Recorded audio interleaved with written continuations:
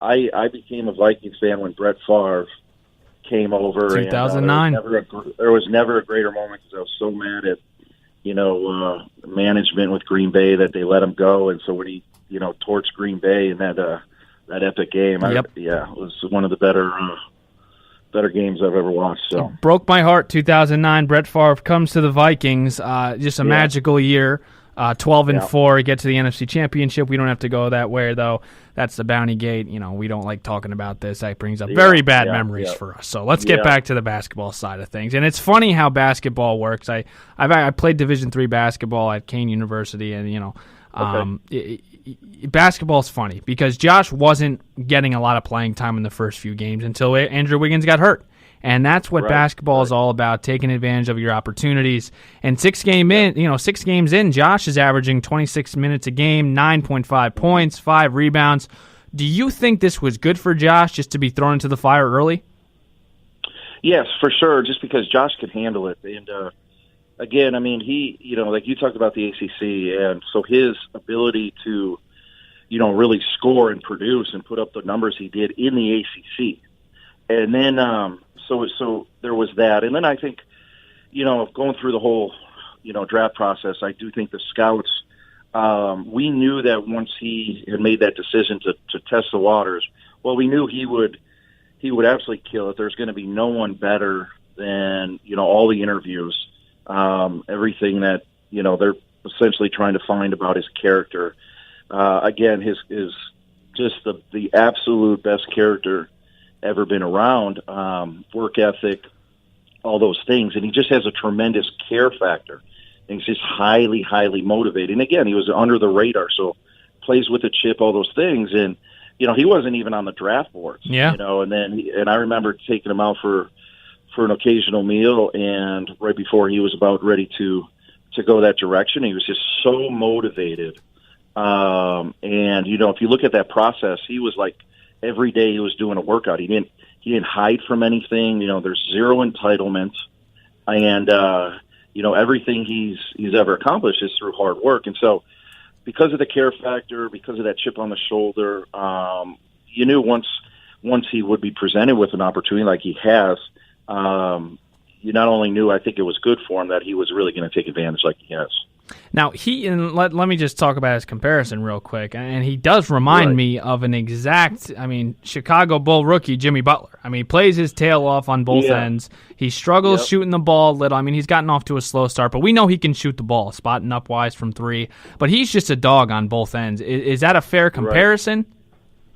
Yeah, I think in the guys that, the scouts that really evaluated him, did an excellent job. I think what they fell in love with was, one, that, he's very young for his age. And so I think there was the age factor. He was, he just finished sophomore year, but he was still like 19. Yep. Second thing is he had he's +8. I know that the big thing was he was +8 wingspan. So he's about 6'4", but he had about a 7'1" even, wingspan. And so, and that really helps him on the defensive end, the shot blocking. He's got big hands, and then obviously with the vertical. So that's why he just tested out so well at the combine. His ability to really move laterally, to get down in a stance. He's almost kind of a freak of nature that way. So it really does translate to the defensive end. Now, he had to, really be our main scorer, and he, played pretty much 40 minutes a game. And so, there's sometimes, just like really good college players in high school, he probably takes some plays off and this and that. But you knew that if he would get his chance at the NBA, and obviously Minnesota, you knew why they drafted him, because of the, their identity with defense at Coach Thibodeau. Yep.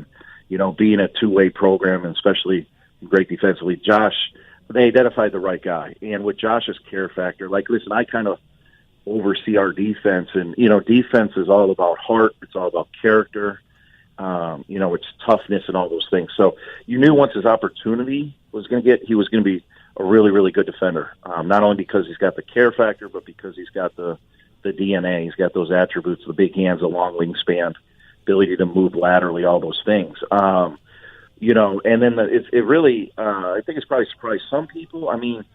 It's what's really interesting, being on, in AAU and in high school, he played with like CP3, played with some lottery pick guys. Yeah. So he was always kind of the glue guy, kind of the dirty work, this and that.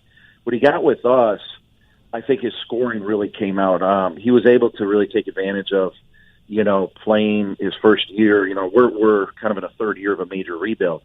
So he was able to play major minutes as a freshman, play through mistakes, and obviously put in a position where he could really score the ball. And I just think now he's just kind of wired, as you're seeing it. He's kind of wired just to kind of be able to score and manufacture, points in a lot of different ways. Right, and he fits perfectly into Tom. I mean, when you look at guys, great evaluation. Yeah, he is just a Tom Thibodeau player. He's gritty, 100%. He's tough. His effort. There's never any question if he's going to give enough effort.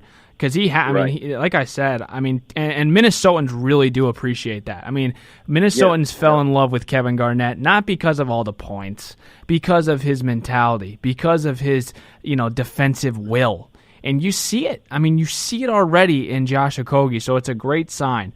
Let's talk. They being from Wisconsin, so it's the same thing. It's blue collar. It's, the Midwest. We're just, kind of known as high character people, guys that, you get those good Midwestern values, even though he's, down here from Atlanta, he kind of, got that Midwestern, character to him. And, there was no question. And it was a great correlation. Just as we, in our recruiting, we have to evaluate, players that align and fit with what we're trying to do in our system, whether it's cultural, defense, offense, whatever. And obviously Josh was a great alignment to what, the head coach, the staff in Minnesota tries to do. So 100% agree. Now, what have you seen from Josh early on that you like so far?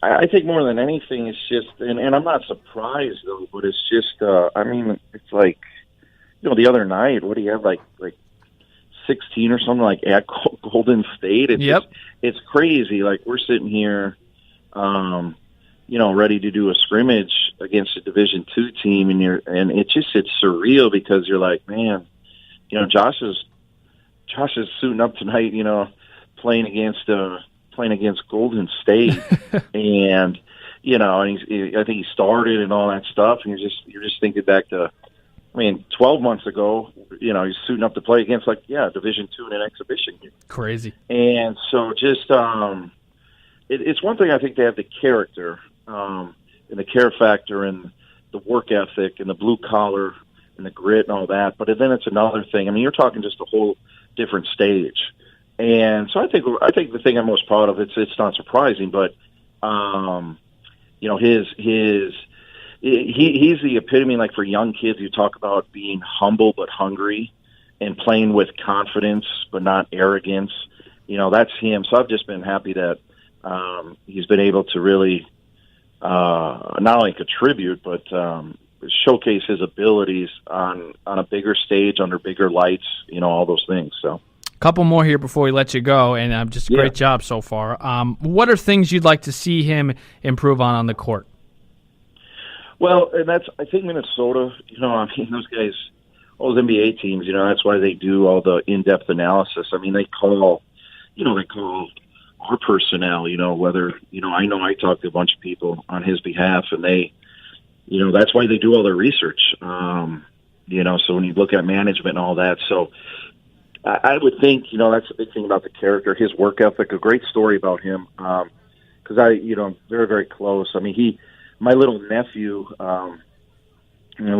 a seventh grader in Milwaukee, and like Josh got him 4 tickets the time they were a few weeks ago when they played in Milwaukee. Wow. And he's just like every kid. Like, so the people that are listening, like, if they have children or maybe your teacher or whatever, he is the ultimate role model, and that's why I love my nephew being able to cheer for him, and he's been great to him. He'll be great for the community as an ambassador and all those things. But I think so I say all that to say, when they did all their research, his work ethic. So he did not come in to Georgia Tech into his freshman year that summer as a very good, like, three-point shooter.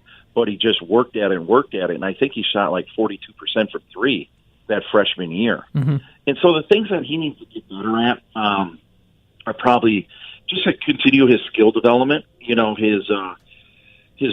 His ball handling, probably his change of direction. Obviously, continue. You could never become a good enough shooter. You're always constantly working at it. That's going to happen. I think that was probably the investment Minnesota made at him, because they knew once they interviewed him and did all the research and interviewed everybody.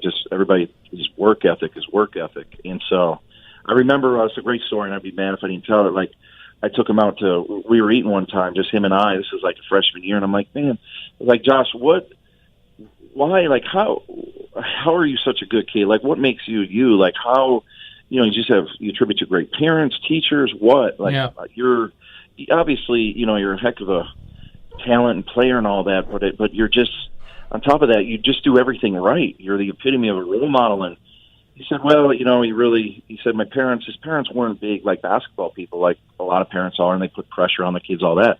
His pressure from his parents were, you're going to do your chores. And, so like AAU tournament on a weekend, like he said, literally, if they played an 8:00 a.m. game, his mom, like, he could not go to that tournament if he didn't do his chores. One of his chores was to literally clean the house, and not just, halfway or whatever. He's like, I had to clean that thing to perfection. Wow. And so he really benefited, I think, from, a lot of times I think you see it, you deal with a lot of it. There's entitlement, there's delusion, inflated opinion and all that stuff. So it's just refreshing to see a kid that's done it. He's everything he's accomplished, he's earned, Wow. Awesome job, Coach. I mean, seriously, really great stuff from you. A big thanks. I don't mean to ramble on, it's just, you could literally just get passionate about it, because it's just, and to see the success he's having, it's just, it's obviously great for our recruiting and all that stuff, but just personally, you just couldn't be happier for any kid, and you just cheer for somebody that just, like I said, is just does it the right way and stands for, everything that's, that's good in life, and that's good for it's a great story. So right, and you're not BSing. I mean, it's coming from the heart. I can hear it. It's just from personal experience. I think the Timberwolves really they struck gold with this kid, and I don't just mean it as a player. I mean, you hear it. The kid is a really good kid, and the thing about Josh is a lot of things with basketball. You can get better shooting the ball. You can, but defense is something. It's hard. Is it not hard? Right. I mean, that's what it is. And that's what it is. You can't teach it, and Josh has that. So it's very exciting for Timberwolves fans, and let's keep an eye out here for Georgia Tech. You've got a fan in me now. They open up against Lamar on Friday, and then they go and play a tough. Yeah, the game against Tennessee. That following Tuesday. I think that'll be on. I think it's ESPN too. It's a late one, so we will be on that. The last thing too is, I think, for the Minnesota fans though, is to, he's helping the organization, all that, but he's embrace him as an ambassador, as somebody that is just for all the kids out there, and that's like, he is the epitome of just an unbelievable role model for the parents there. Just he's somebody you want to cheer for, and he's going to do great things for the community. He already has. So. 100%. Coach Swartz, everyone, you can follow him on Twitter if you like, at GT Coach Swartz.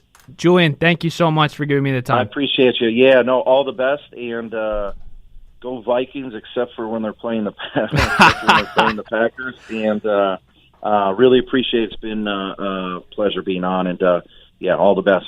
Oh, thanks again, Coach. All right, when we get back here, we'll open up the new segment that this is going to be debuted here.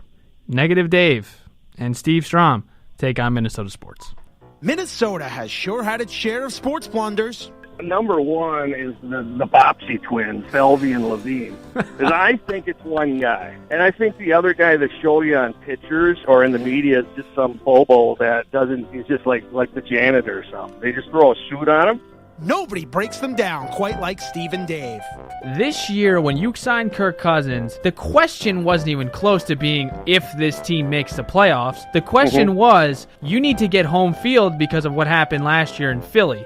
Let's rave with Negative Dave. Take it away, fellas. All right, and that's the great Robbie